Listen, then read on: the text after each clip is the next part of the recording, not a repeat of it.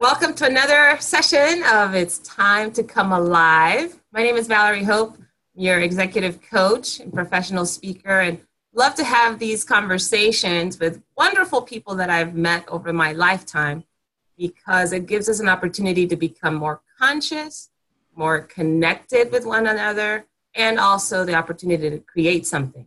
So hopefully today's session, you'll get information, you'll have some insight, you'll have some revelation, or some idea perhaps that you can use in your own life. What I'm going to ask you is, first of all, if you're joining us live, to go ahead and share on your social media that you're here on Time to Come Alive and ask people to register so they can join us in the conversation. And that way you also have someone to talk to about this session as we're doing it.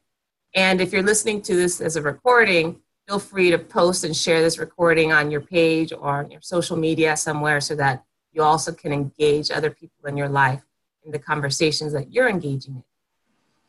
As we begin, I'd like to just take a moment to do a little mindfulness. That way we get present, we get centered, and prepare ourselves for listening to this conversation that we're going to have.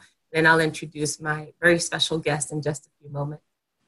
First of all, let's just sit comfortably in your chair, or if you're standing, to make sure that you're standing in a place where you can put both feet on the ground comfortably. Take a couple of deep cleansing breaths. And I'm going to invite you, if you'd like to, close your eyes if you feel comfortable, or soften your gaze. And I'd like for you to spend some time thinking about the time where you were excited about something, the time where you, in the moment, were looking forward to the activity you were doing or the event. And I want you to think about how you felt in that moment. What was it about that moment that made it so exciting, or that had you so engaged?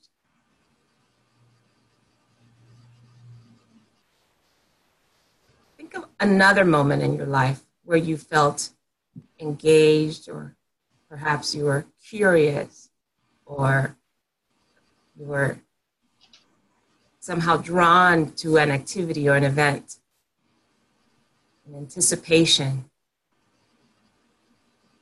Think about how you engaged with that activity or that event or with those individuals. And just keep looking in your life for all of those moments where you experience something new, experience something exciting, you experience perhaps something challenging, and the impact it had on your life.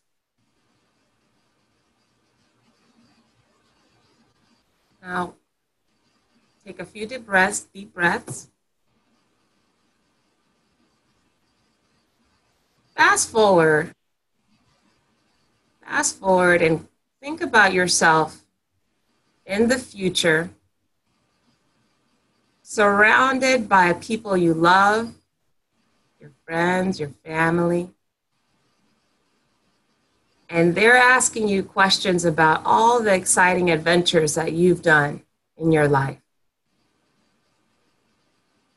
and sharing with them the things that you learned. You're sharing with them the places you've been, sharing with them the people you've met. And experience the sense of pride, or the sense of comfort, or the sense of fun that comes along with sharing with others the journey that you've taken in your life.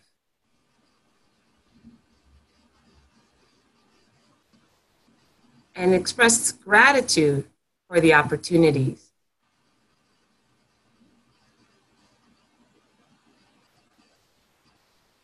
Take a couple of deep breaths. And then when you're ready, join us again.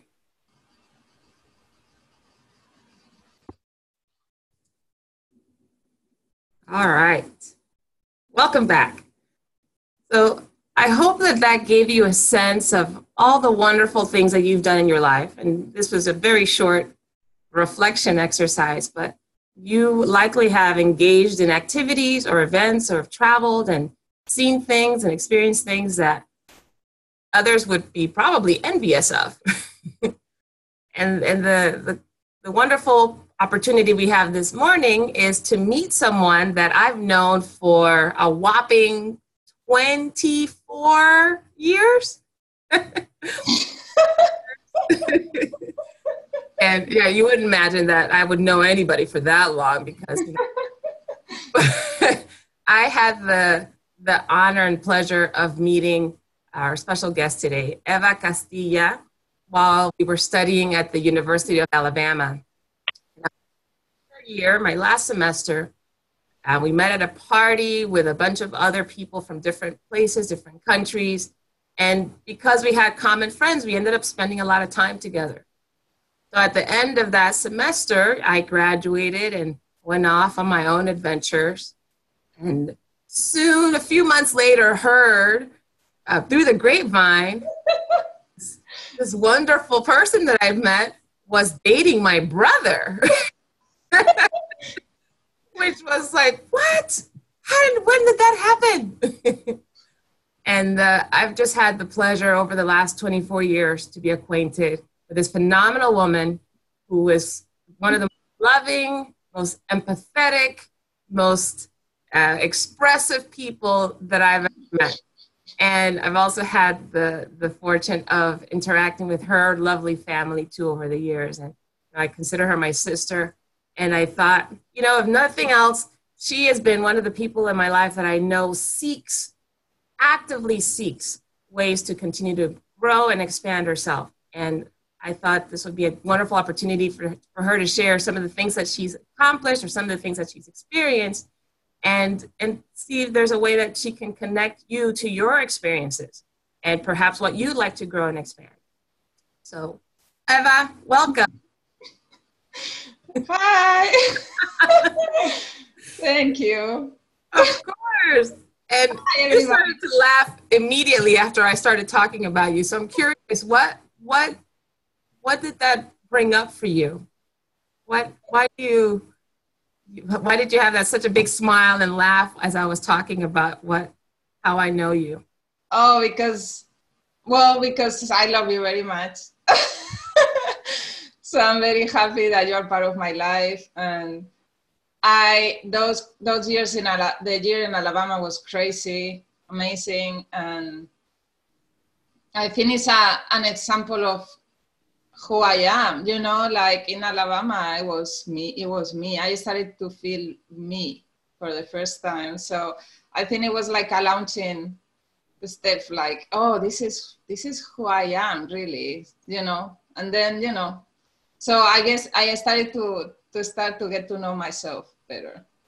Yeah. Outside that's wonderful. My family, you know, my whatever I was growing up with, I got to experience myself in another way. So that was very exciting. Yeah. And so tell us, for those that don't know you or don't know much about where you're from, tell us a little bit about where you're from and what was it that had you show up in Alabama 24 years ago? So I'm from Spain. I was born in an island, Tenerife, in the Canary Islands, the Morocco coast. And I finished my studies and I was like, what the heck am I going to do with my life? I had no idea. So I'm like, okay. So they had a scholarship to go to Alabama. And I got the scholarship to study there. And I didn't get to study what I wanted to study because they didn't have anything like that. What did you want to study? I asked because I really wanted to study like minority literature, like, you know, Asian American, Native American, all the, you know, and they say, yeah, come, we have everything. And then I come and they have nothing. It's like, oh, okay. So I have to like like, okay, what am I going to do? So it was great because then I started to just study random things like I've never studied before, like modern Greek and American culture and things like that. So that was fun. So yeah, so that's why I went there.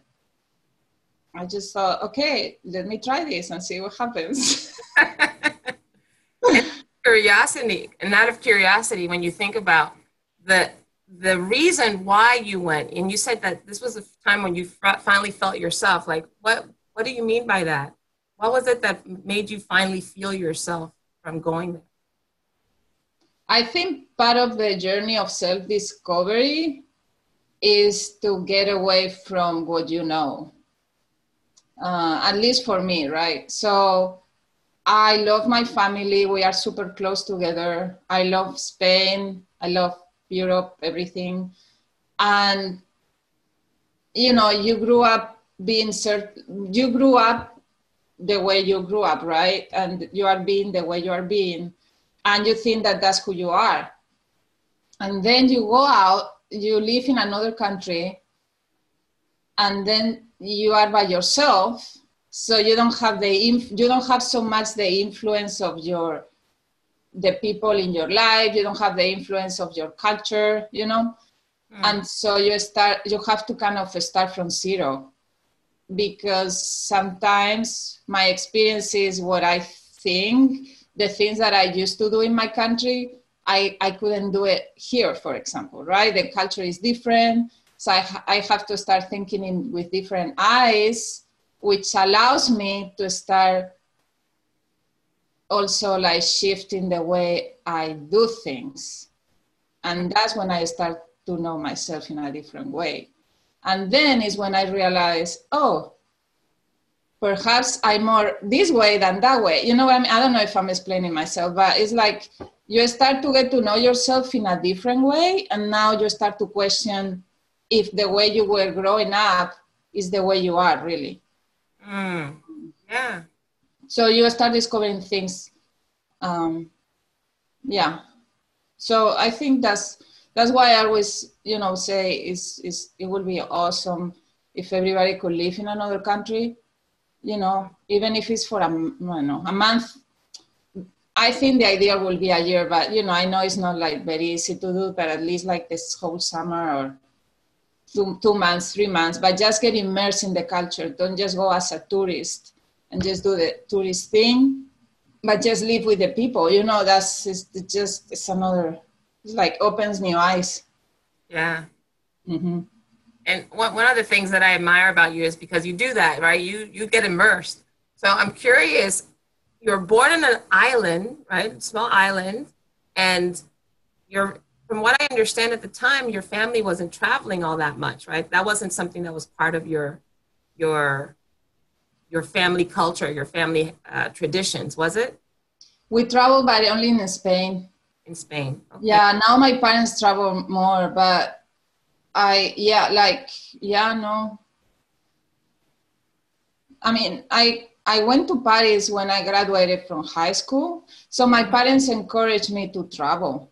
You know, they were the ones who said, go to Amsterdam to study. You know, when I was doing my studies, they were the one who encouraged me to do that. And I didn't want to do that because it was so scary. Yeah. You know, so I really want to thank them for doing that, because that was really for me like, oh my gosh, you know, what is out there? Like there is something out there, out of Spain. And I love it. Like, it was great. Okay. Tell us about one of those times when you expanded yourself, right? Then when you stepped out of that comfort zone, that was the most exciting for you.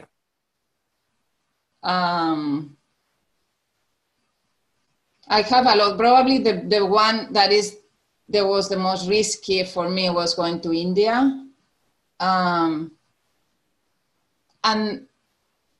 it was the dream of my life to go to India. Oh, India here, India there. I love India, Indian food, Indian this, Indian. And then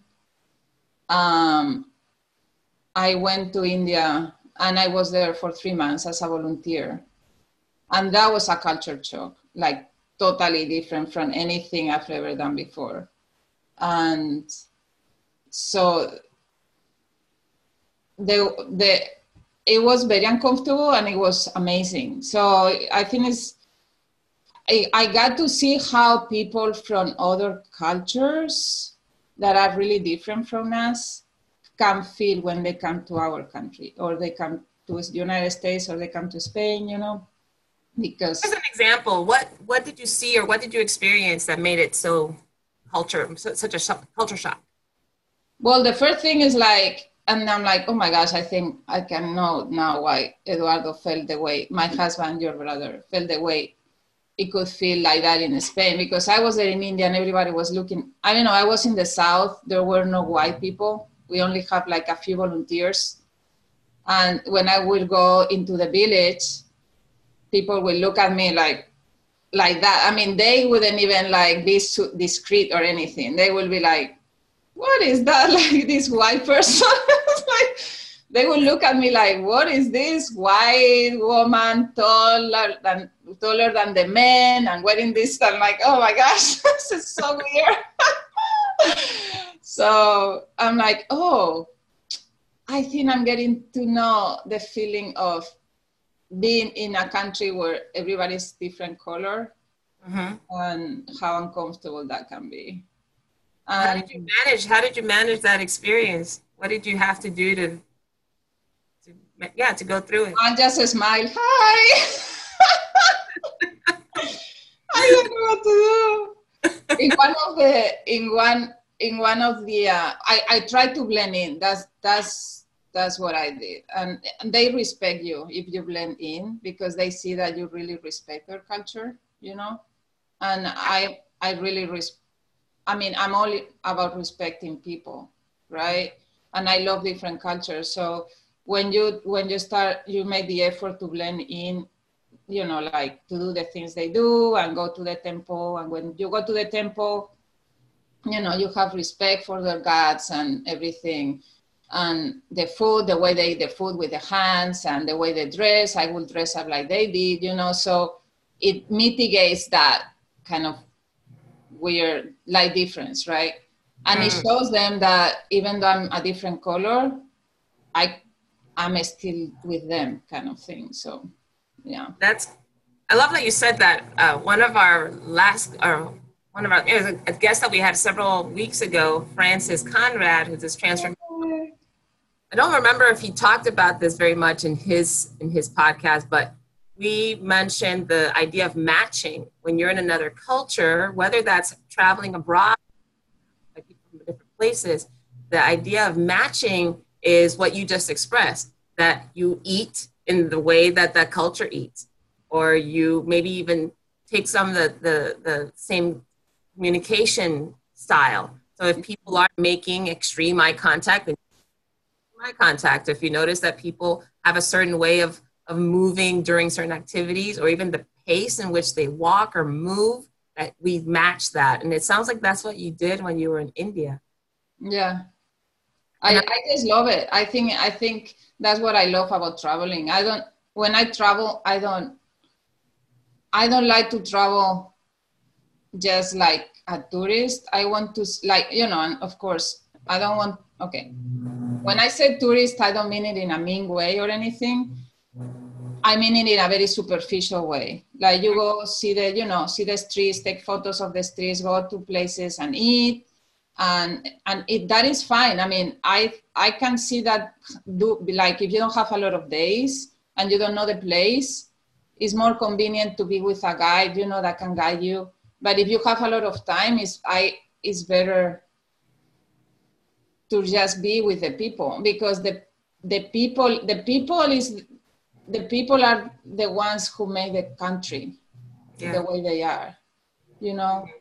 And it's like the country becomes alive with people, and I just love that. And it's the language, it's the way they eat the food, and the way they behave. And when we open our eyes to different cultures and the way they do things without judgment, then we start to get to know ourselves too.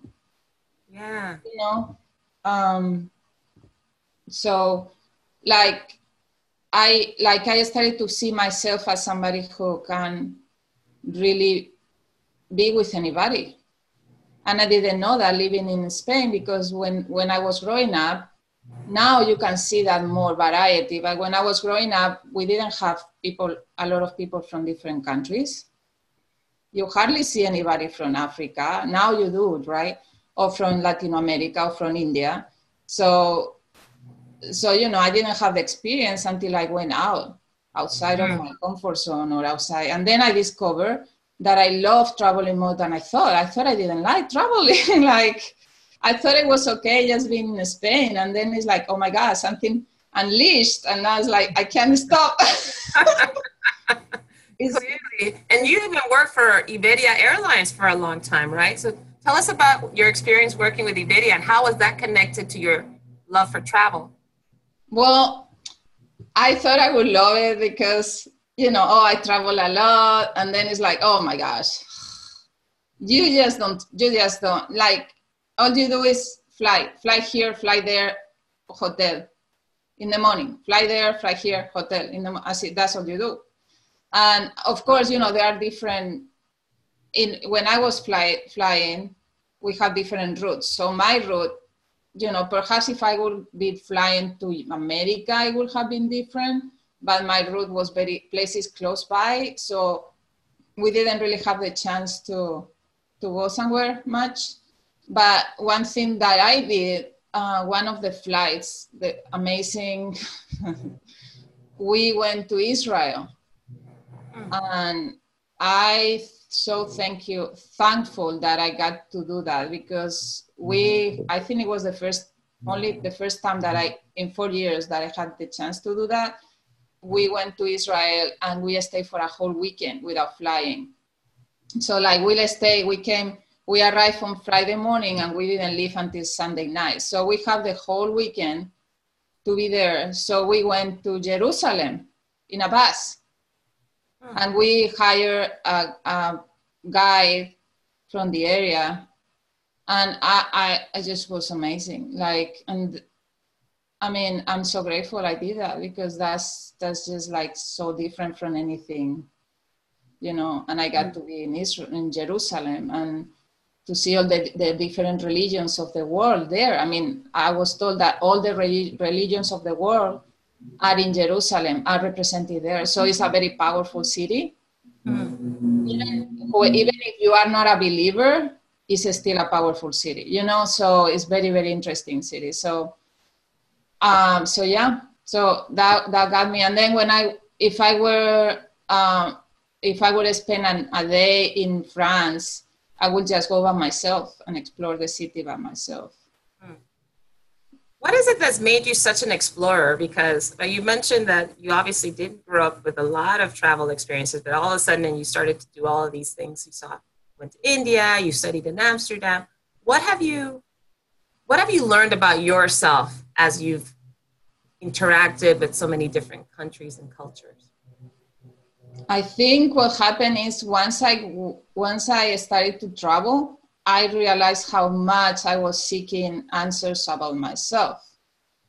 Since I was very young, I always remember thinking, what am I here for? What am I here? What is my life purpose? I mean, seriously, like, I don't know. It's like, I think we had that conversation last week. I mean, seriously, it's like, so it's always been like that for me. And I started to have access to that when I travel. And Say more about that. What do you mean you had access to that when you traveled? Well, because, when I travel, it's like I challenge myself. I have to look at things in a different way. Mm-hmm. And when I look at things in a different way, I look at myself in a different way. Mm. And so I cannot look from the same lenses that I normally look at myself. And it's part of me wanting to discover who I am. Mm-hmm. Travel is one of the tools that I do, I do other things, but travel is one of them. When I travel, I discover things and then I discover more myself. I don't know if it makes any sense, but does. What other tools? What other tools you said? So travel is one. What other tools have you used to discover yourself? Well, like reading, but a lot of workshops, self-development programs. I think what I've noticed is the way I access, like what I do is like, I don't know, if something interests me, if I have curiosity about something, I'll go and do it. And it's very risky because sometimes it happens like, I'm like, oh my gosh, yes, I want to try this. Let me see what I can discover about myself doing this course. And then I am in the course and I'm like, oh my gosh, this is so, I don't want to do this. This is so boring. It's like, no, this is painful. I don't want to discover anything. But,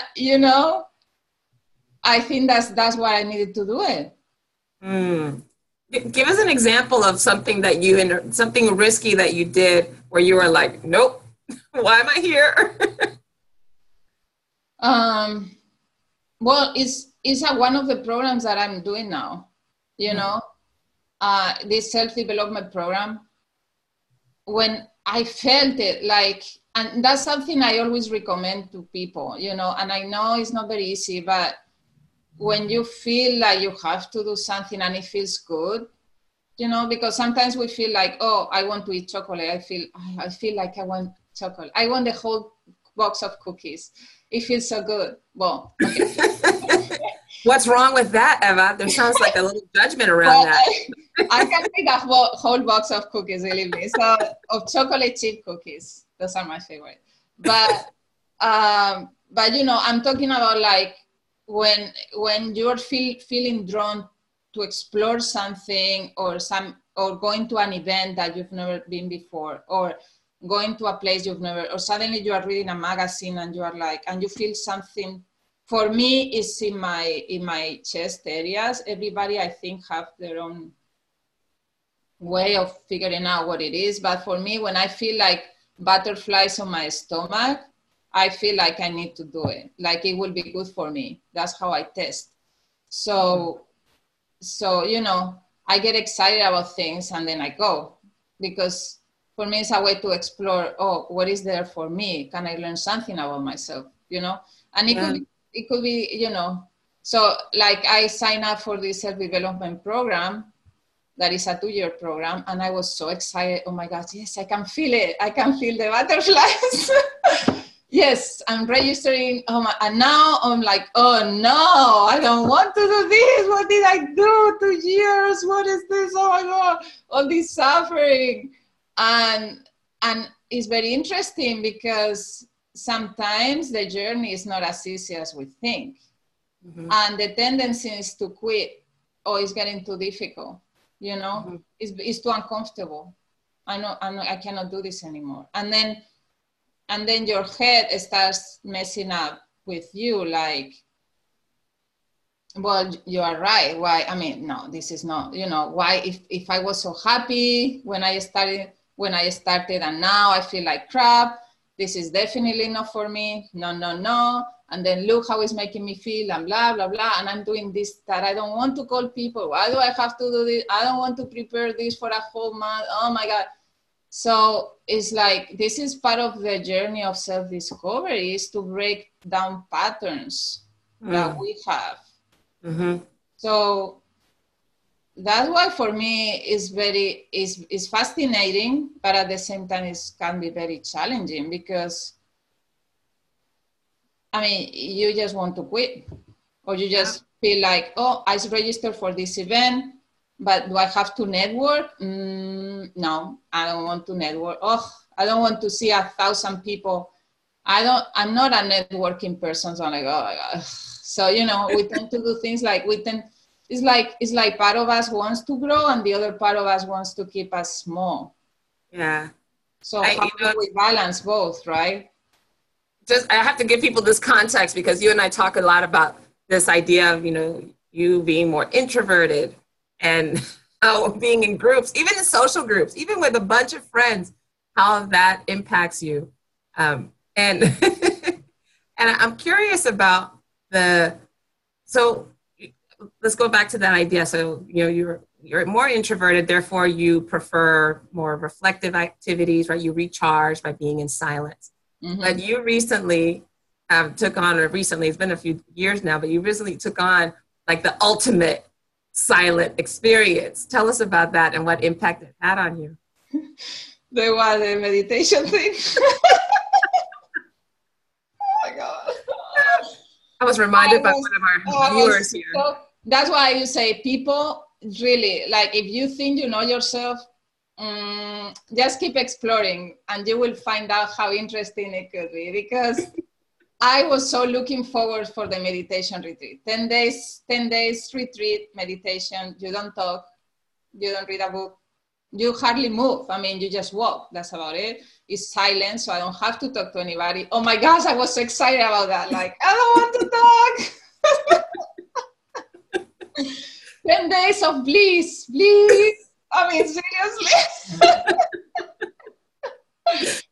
Oh my gosh. And there I was. The first day, I'm okay. Second day, third day, I'm like, I want to get out of here. This kind of stuff. Oh my gosh. It's like, what is going on with me? Oh my gosh, I was going crazy. So I'm like, okay, well, this is a meditation retreat. Let me meditate. Oh my gosh, I was resisting the meditation. I had to wake up I think we woke up at 4 in the morning or something, 4:30. And I'm like, there's no way I'm going to wake up at 4:30. No. I'm going to stay in bed until it's breakfast time. I mean, I will do my own thing. I mean, that's like, geez, I'm like, whoa, I am so resisting. So what I learned was, at the end, I really got to enjoy the meditation, which is crazy after all the resistance, right? So this thing works, I'm just saying. But what I learned about myself is how much I resist everything. I mean, if I don't feel comfortable with something, I resist it. Like it's life or death. You know, it's like, well, if I don't feel good, then no, this is not for me. There, I don't want to do it. No. I mean, really, like this child that is like, no. I mean, it's crazy. It happens all the time, you know. I mean, it's so a lot of resistance. So for me, it's like, okay, part of me doesn't really want to grow and learn. And I think that, and I'm very present to how much I see that in people around me, that I know that they get stuck. No, I don't want to say stuck, but they keep doing the same things they always do, and they don't grow. And it's okay if you are happy, but they are not happy. That's the thing, you know? Yeah. I got to tell you, Eva, this is one of the things that I admire and love so much about you, because we've known each other for a long time, so I have been there with you through some of the resistance. And you keep moving. You keep trying new things. You don't ever just stop. And it's rare to meet someone that embraces experiences that you've experienced. A lot of people experience resistance. A lot of people take on new things. But for you, it's almost like an exercise. It's like your personal CrossFit. I've seen you go through massage therapy. That was an interest at one point. You're an organizer. You love, beautifying spaces. I've seen you go through the meditation, all these different self-development courses. I think I've mentioned to you also when we've talked, the relationship with my brother. Right, your marriage to my brother, in and of itself, was an act of defiance for you too. That was. So tell us a little bit about that, and then after we'll have that conversation, then we'll open up the line so we have others interact with you too. Well, okay. So I met your brother in Alabama, and I look at him and like, OMG, okay, wow, he's amazing, and that's it. But he, like. So for a year, we hardly a year, we didn't do anything. And then we started to go out, and then we were in a long distance relationship for 3 years. And then he went to Spain and we lived together, and then he moved here and I moved here. So the whole process, I don't know how many years we were until we got married, like at least 10 years or something before we got married. It was a struggle with my family. Like, you know, they raised me as a very open-minded. They raised me like all cultures are the same. They raised me like it doesn't matter which color you are, you know, they raised me like that. But when their daughter started to work with a man, different culture and different color skin, they freak out. They freaked out. And I think, I'm not sure what happened. I never felt like, I mean, it's weird.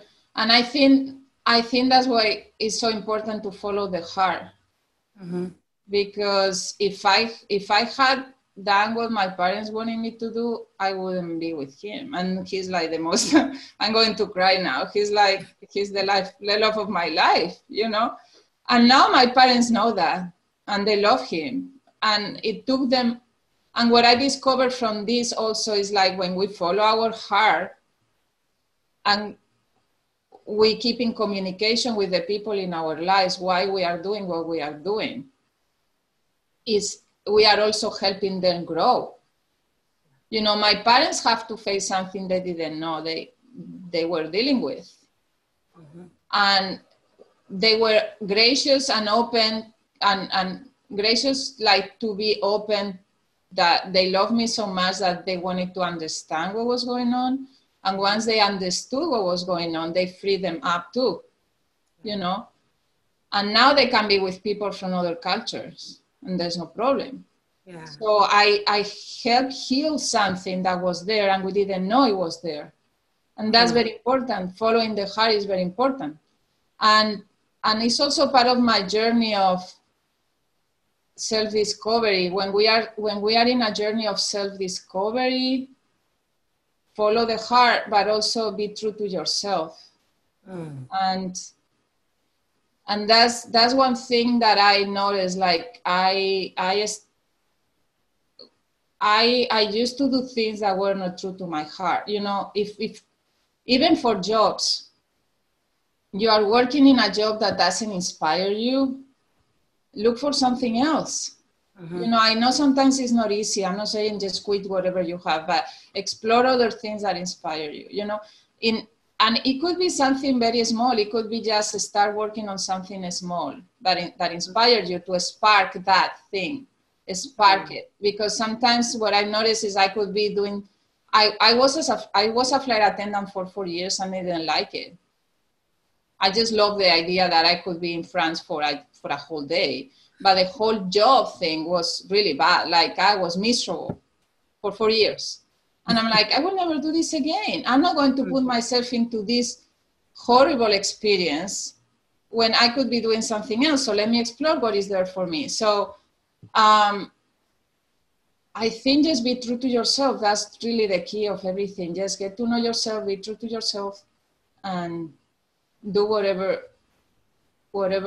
fills you with happiness and what makes you feel good. Sometimes it's not even happy, like, oh my gosh, I feel amazing. Oh yeah. Sometimes it's just that you have this feeling or you have this sense or whatever, you know, people get access to, like this sense that you are in the right path, even though you are not sure what is going on.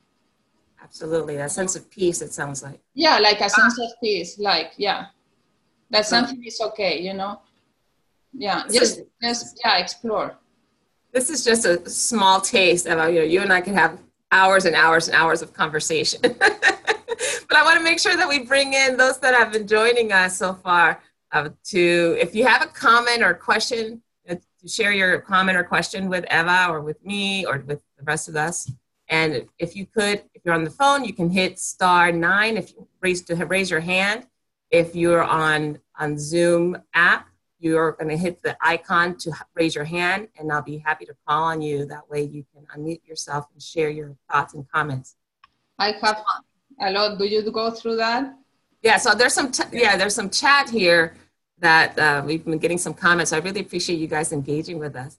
Let me call on Elaine first. She shared a few comments there. So Elaine, why don't you unmute yourself? You're open to that, and share with us a couple of things that you're getting so far from this conversation.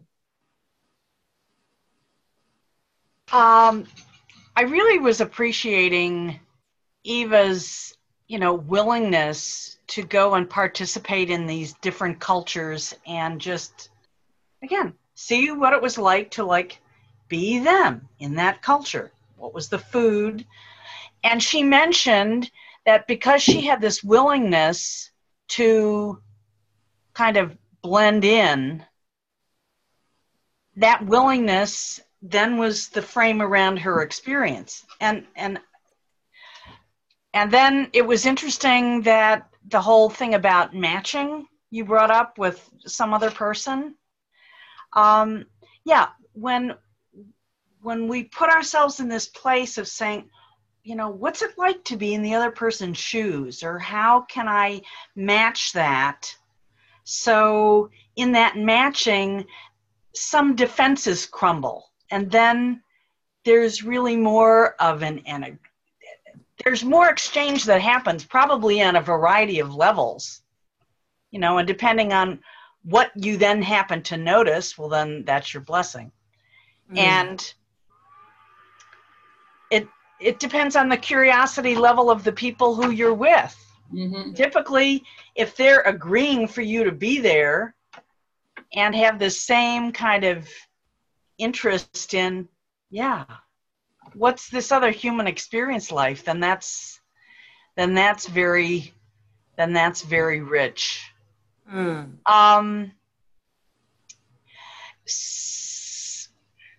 So I think I'm getting benefit from just noticing that.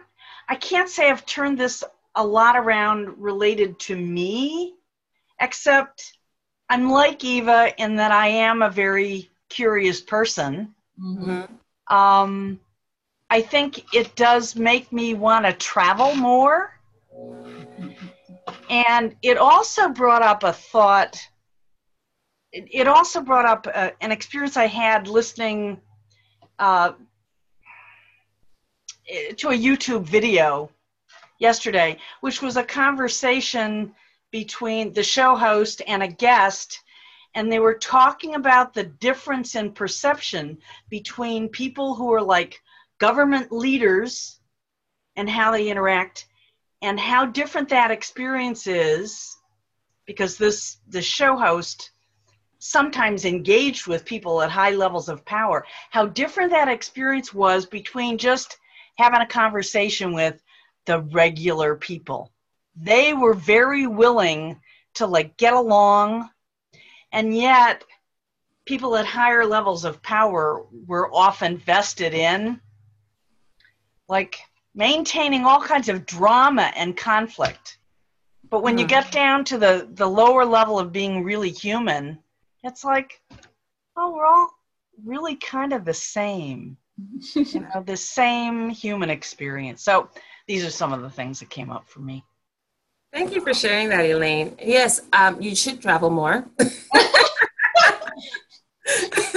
Well, primarily because of what Eva said, I wholeheartedly agree, and I've joined her on some of these adventures myself. But I think the thing about being able to learn about yourself, and the more we grow, the more we give others the opportunity to grow. So she shared that in her relationship with my brother, right? It helped her family grow and heal something. But I also think we have the same experience when we travel someplace, and we give people an opportunity to interact with us and show them who we are. We do obviously learn and grow from the experience, but we give other people some opportunity to work off of our growth to spur their own. And that's one of the things I love so much about this exchange, right? I want to thank you so much for your comment, Elaine. I'm going to turn to Gail. Gail has been one of our guests before as well. I just wanted to see, Gail, you had a few comments in the chat that I'd love for you to mention. Can you hear me? I can hear you, yes. Okay. Actually, hi, Eva. Hey. Good to see you. there were several things that you hit on, but we only got so much time. So the first thing I want to ask is, you mentioned, of course, we should do what inspires us. I think that's what the whole world needs, is for us to move into our creativity. That's where we're going to really change the world from. So, but some people, they're in jobs because they have to be,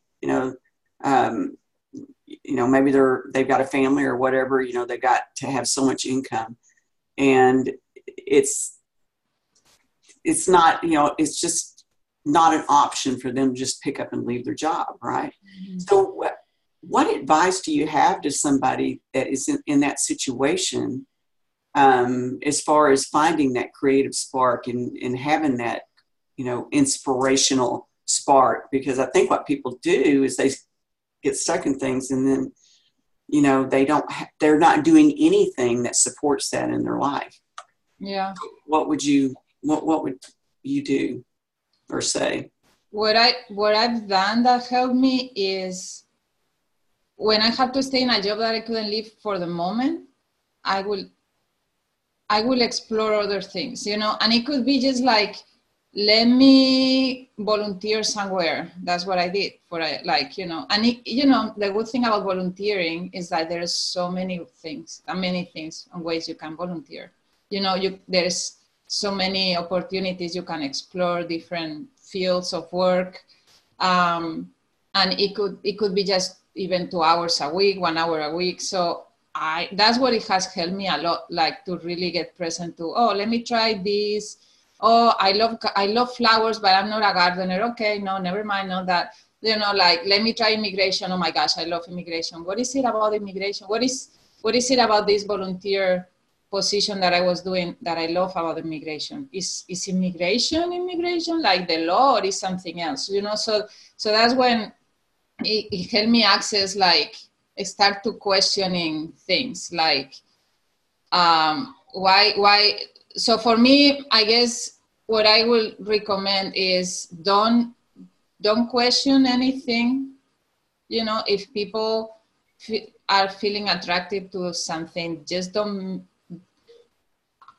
I would love to tell them, please don't judge yourself for what you like. Mm-hmm. It could be the something that is like, my dream is, I don't know, I'm just making this up, is to be in the reception of a clinic or something. That is something that a lot of people will say, that's boring. Well, some people get it, they love that. They love to connect with people. They love health.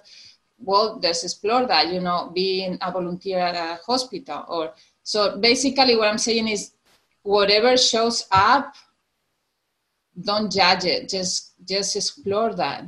Just take a step toward it. Take it. And it could be just that. It could be volunteer. It could be going to an art like an art show, if you like art, just to see what is it about art that inspires you.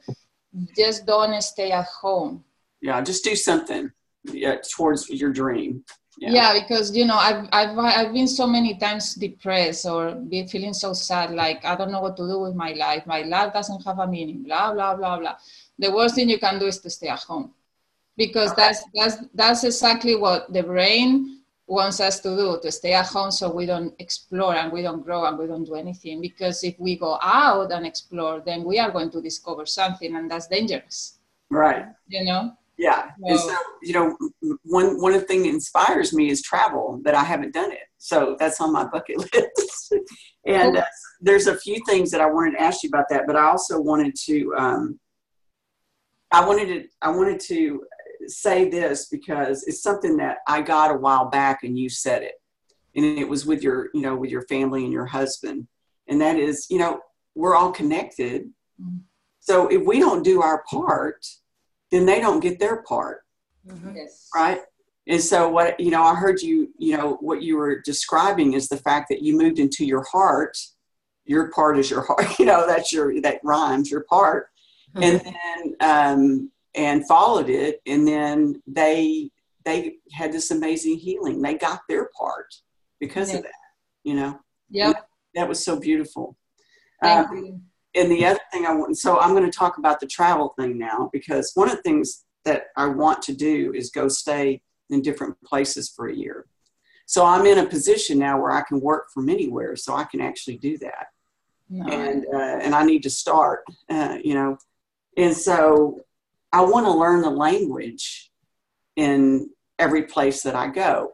And I've tried to learn other languages. I've taken Spanish 3 times, and I still can't speak it. And it's because I'm not immersed in it. Yes. You know, I'm not using it. So it's a use it or lose it kind of thing. So my dream is to just go stay with the family and immerse myself in that culture and that language for a year.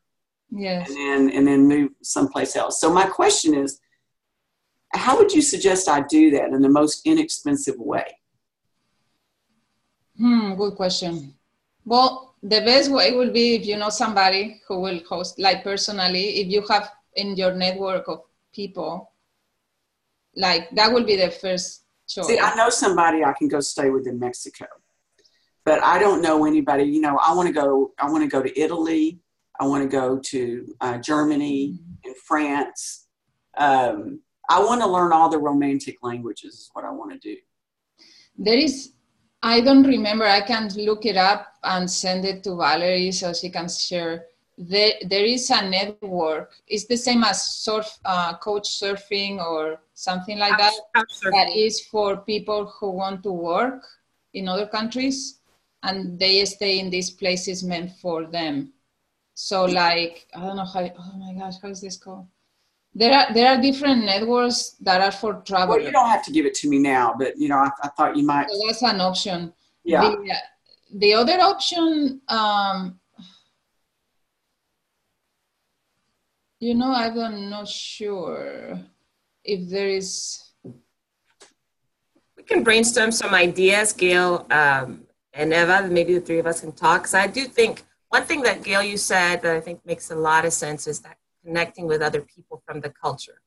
Yeah. In Dallas, Texas, where you live, there's tons of people from all of these different cultures. Right. What I recommend is tapping into local organizations or events that attract people from other cultures. And you know, you're such a lovely, friendly person. That's how I make a lot of my friends from other countries, and the likelihood for me to go visit or spend time with them or other relatives of theirs is because I know them. I think the way to connect might be that. So I have to get out of my house is what you're saying. You have to get out of your house. That's the main message. Okay. And I'm going to say one more thing, and then I'm going to pass this on to Catherine, who's raised her hand to say something. Eva, you pointed to this earlier. You mentioned, you know, when Gail asked about, well, what do you do if you don't really love what you're doing, or your career or your vocation? One thing, I learned this from my mother many years ago, and I'm so grateful for her. She said, you know, make sure that you're doing something that you love at every turn. It's almost like a diet, right? It's almost like our eating habits. We know that our life is not highly sustainable if we're eating foods that are highly processed. You know, we can't maintain a diet of junk food and expect to feel whole and expect to feel health. So we want to balance that out, right? You want to balance that out with eating, you know, fresh foods, whole grains, vegetables, etc. I look at life and our vocation in the same way. And that is, if you're doing something that you know you have to do because right now financially is the most convenient or is what works, continue to do that, but supplement your life with activities that fill you up.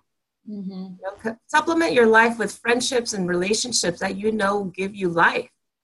Go, like, you know, whether that's volunteering, whether that is mentoring, whether that is, you know, in your job, perhaps finding people within the organization with whom you can connect and maintain a friendship with. All of those things nurture who we are, and they nurture our soul, so that it makes it easier for us to be in positions or to be in situations where, yeah, maybe this is not as fulfilling as I'd like it to be. I shared this, Eva, you and I had this conversation recently. We talked a little bit about, you know, your love for organization. You know, Eva is the one that I resist having to organize anything. Y'all can see my home looks kind of cool, right? But that, I think, Eva for that. She's the one that helped me unearth some of the things, all these artifacts that I traveled and collected that I had in boxes. I had in the closet stored away. She's like, we need to display this. And, you know, as the longer we did it, the more tired I became, the more she lit up. So imagine creating time in your calendar and your schedule to do something that lights you up. It would offset any of that frustration or that stuck feeling that you might have in the activities that you're doing that you don't feel that fulfilled by. So anyway, I'm going to pass it over to Catherine. She's had her hand raised for a while. Catherine, welcome. Thank you. Can you hear me? Yes, we hear you perfectly. Awesome. Thank you for sharing, Eva, and so much spoke to me in listening to you. And so growing up, I grew up South Texas, which is close to Mexico and the beach and all these different things. However, we grew up with the mentality of, my dad pretty much said, if we can't drive there, we're not going. So pick a place that we can drive to. So that doesn't leave room for a whole lot of things when you have a big family with a lot of kids. And of course, mom was like, easy for you to say, because you're not having to deal with these kids. And so I appreciated it that we got to go camping and we got to go to theme parks, but it was just all I knew. And so as I got older and my brother joined the military and left, I started realizing we need to go see him. And so in digging deeper, I asked my dad to come with me, and he said no, and came to find out that he had a huge fear of flying because he was in Vietnam and had experienced some terrible situations. And so he basically put that fear onto us. I'm not saying that he did it on purpose or consciously, but we didn't realize that there was life outside of driving anywhere. And so as I got older, I spoke with him and we kind of conquered those fears. And I think losing my mom and him realizing that he spent so much of his life in fear, he started conquering those fears. And now, like, I'm amazed because he travels more than I do. Like, he's retired now, and he's always like, I'm like, Dad, where are you at now? Like, and he used to get after me because I started traveling. And when I moved away from home, my best friend and I developed this world tour thing where we decided, okay, let's establish places that neither one of us have been. And we started visiting. We started with the U.S. first, like baby steps. And so smaller flights. And then essentially this past October, I actually went on a 2-week trip to Italy with another one of my friends. And so it's been humbling for me, like visiting different countries and realizing that as an American with, you know, Spanish roots and Mexican roots, I know personally it was humbling for me, and it showed me how much I take for granted or used to take for granted, and how the essential things, like I remember meeting somebody in St. Lucia. He was one of our tour guides, and he said he was saving, and I was like, oh, you're going on a trip, or, you know, and he's like, no, I'm saving for a refrigerator. Wow. And it was just like, wow, like it's made me realize how blessed I am, and how, and even leaving Italy this last time, I started crying because there's people in my family that can't necessarily afford it, or they've got, you know, too many responsibilities. And so they'll say things like, oh, must be nice, or, you know, and it is a blessing. And I realize that not everyone can do it due to finances as well. And so through traveling, it's definitely taught me to step outside my comfort zone and not have so many fears. But it's a constant, I have to consciously think about those things. And even with my job, recently our corporation's been going through a ton of surpluses.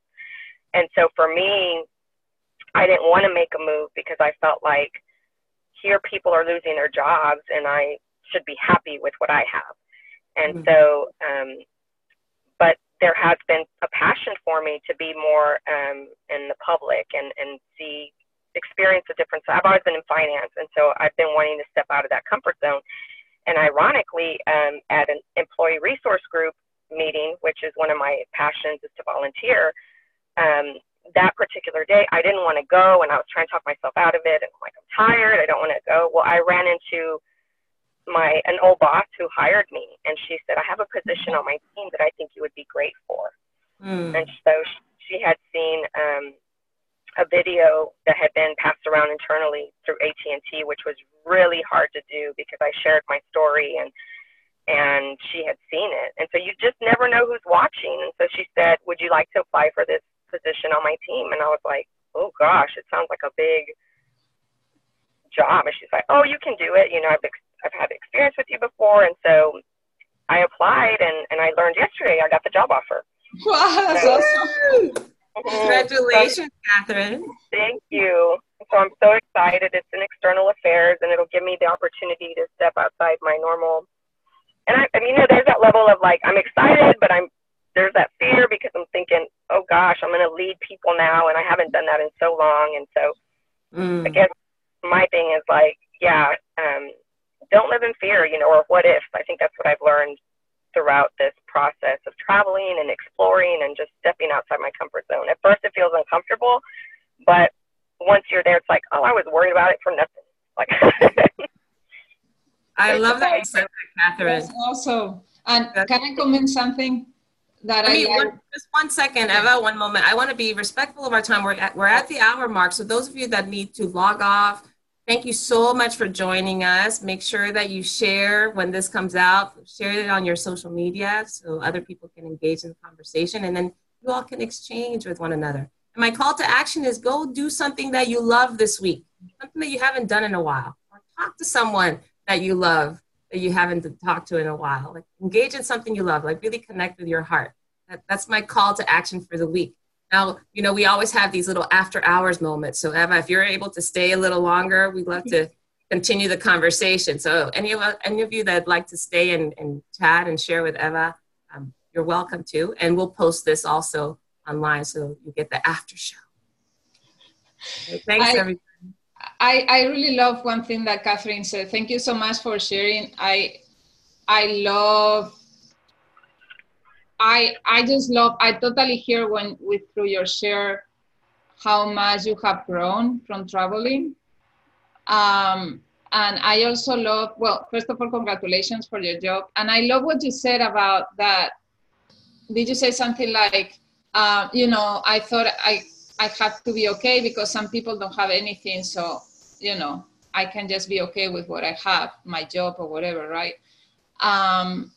Like, you know, why do I complain if other people don't have anything? And it's very interesting because that's been my journey too. I grew up feeling like I could just be grateful with whatever life gave me because other people don't have anything to eat, and why should I even complain that I want to have a better job or whatever. And I realized that that's something that also Gail said, that we are here to expand and grow so we can help other people, you know? So we don't help anybody by us being small and not following our heart.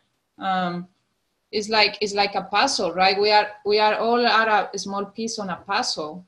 It doesn't matter what we do, but it has to be something we like Valerie said, that sparks joy, or like express who we are. That's what I would say, express who we are, because then we can light other people and we can show other people different ways to do things, you know? So if we keep ourselves small, then we are keeping other people small because they don't see anything possible through us. But if we grow, then they see possibilities just looking at us.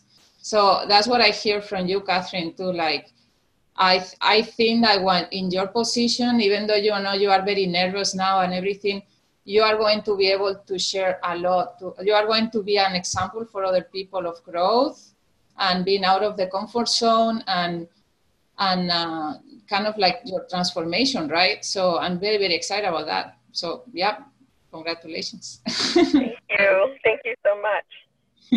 And I love how you said that, Eva, because really the basis of this podcast is called Time to Come Alive because of my favorite quote. And I've shared this in other sessions, but it's the quote from Howard Thurman where he says, don't ask what the world needs. Ask what makes you come alive and go do it. because what the world needs are more people who have come alive. And the whole idea is that you have an opportunity to, because you're growing, others get to grow. Because you share your light, others get the permission to share yours, right? That even that Marianne Williamson quote that's so popular, that our deepest fear is not that we are, I can't remember exactly, but a paraphrase here. I have it here, yes. You have it. Go share it with us. Okay, one moment. And then Gail, I think you had a comment, so I'll go ahead and have you comment. And then I'm going to call on Felipe if he's open to sharing something. Go ahead, Gail. Yeah, this, I basically, let me see, wrap my head around what I want to say. I said before, it's our creativity that's going to launch the world into new, wonderful things, right? And so, just like you said, it's like what makes you come alive. That's what we need to be doing. Even if we can't do it, just like you said, if we can't do it right now, we can do it. We can do a piece, we can always do a piece. And I look at my life and what happened to my life when I started working that creative passion. What happened? It's like, I'm still just astounded, right? And it just started with me working my passion for food, working it literally, okay, well, let me work part-time as a caterer, let me do something, let me do something with it. And as soon as I started doing that, then everything just snowballed.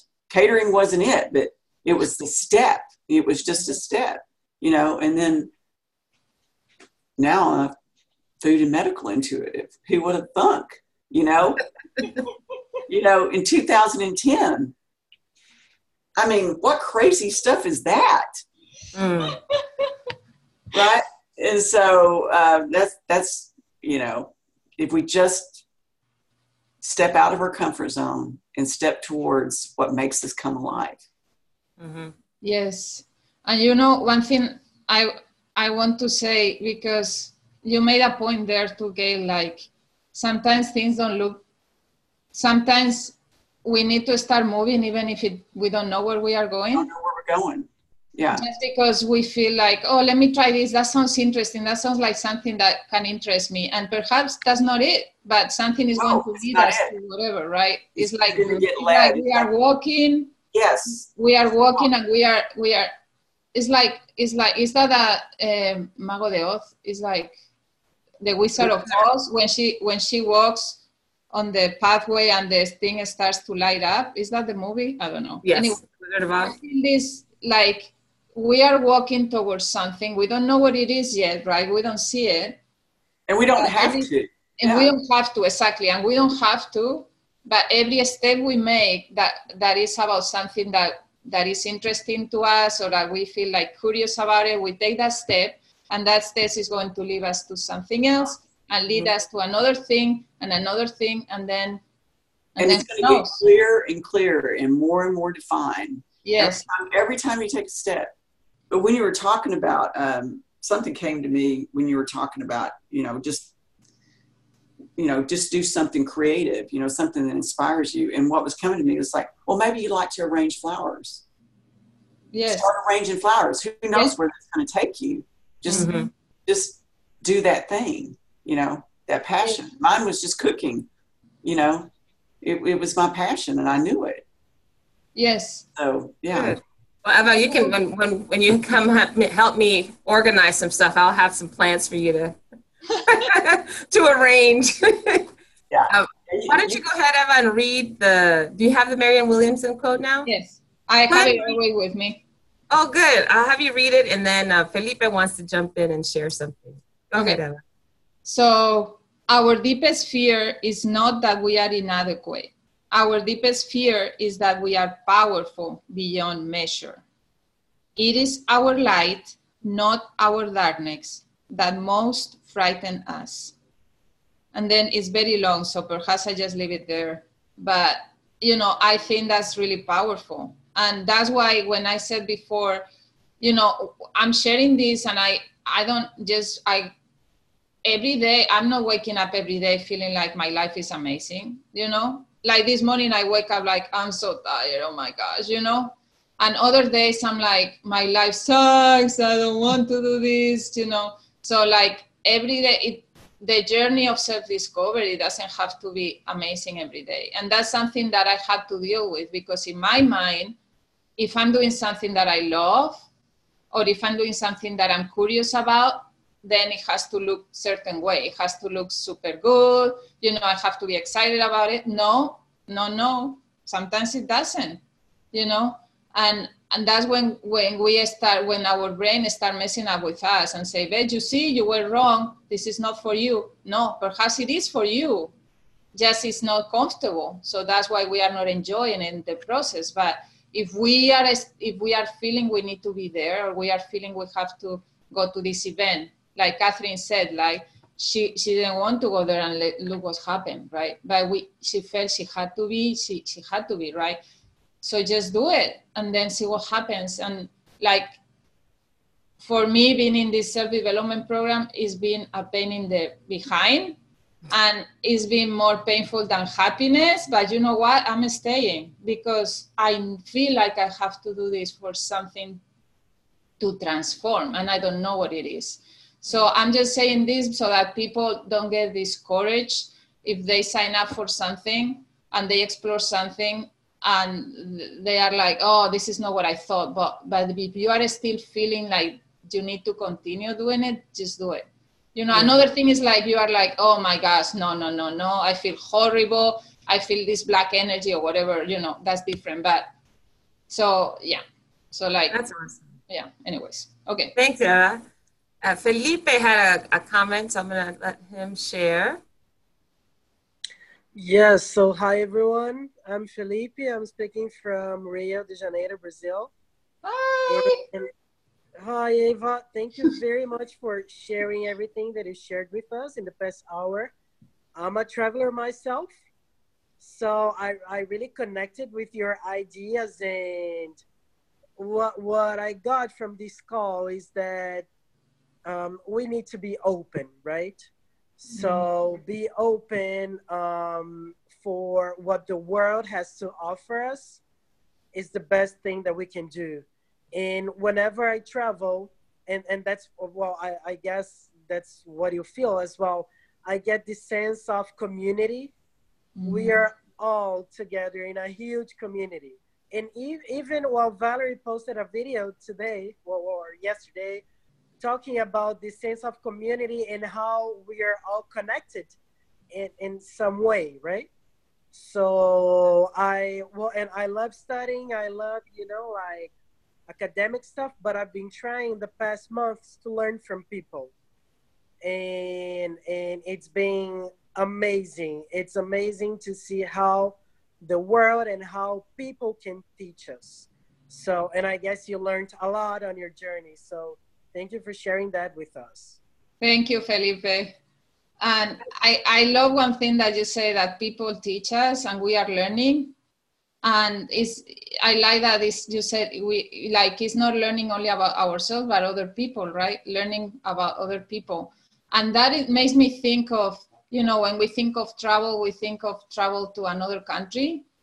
But for me, it's very important to travel within our country also, because that's a great way to learn more about the people in our country, and learn like why the North thinks different than the South, why people in the East of the United States, for example, right, or any country, what is it that is so different from each other and at the same time is the same.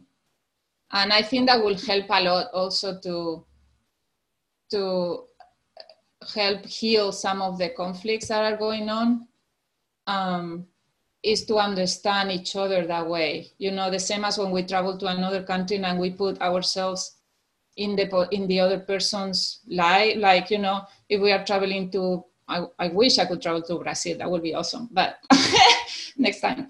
You can stay with Felipe when you go. Oh my gosh, can you imagine? That would be like the best thing. Oh my gosh.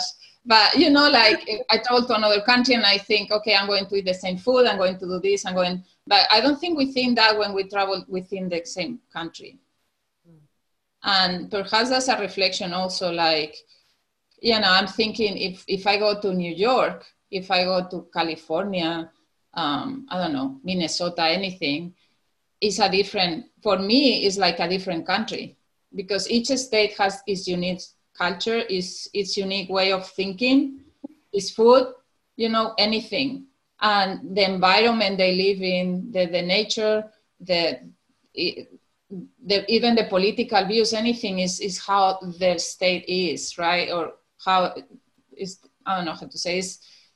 For me, is if we are able to do that within our country, then there is a lot that can be healed within ourselves and for other people too. Very good. Thank you so much for your comments, Felipe. And yes, so there's some people that want to travel more. And if Brazil is your destination, you should definitely connect with him. Oh, yes. And I just want to say that, you know, some of the things that really jumped out at me, Eva, throughout our conversation today was, you know, like, again, your willingness to grow and really challenge yourself in spite of how much resistance might be showing up. And so pushing through that and seeing what's there on the other side. I also love the idea that, you know, when you grow, you give other people the opportunity and permission to grow as well, and to feel something for themselves. And really to find ways to listen to your heart. And it sounds like you're super conscious about all the sensations and the emotions that you experience while you're engaging in a particular activity. And it sounds like all of those all serve as information for you to understand better what you need to move towards, understand how you might need to interact or manage a situation. So love so much of everything that you shared, and the things that you also inspired others in the call, and I'm sure others who watch this recording afterwards will experience as a result. With that, I want to officially close our time together today. I want to encourage you again to post on social media once you get the recording, so that other people can engage in this conversation. And please comment also on the videos if there's something that stood out to you, or if you have a question that Eva can continue to engage with you and share her insights. I'd be happy to share the quotes and the poem that she read as well. And we will have our next time next week. We're actually having a conversation with a young 20-something entrepreneur from Bold Babes. Her name is Champagne Graves. And what really struck me about Champagne and when I met her is that, you know, at 20-something, I was not thinking about running a business and being a CEO of anything. And just how this generation of 20-somethings has absolutely revolutionized how we do business. And really curious to hear what she has to say and how she was inspired to do what she's doing. So join us next week for our Time to Come Alive session.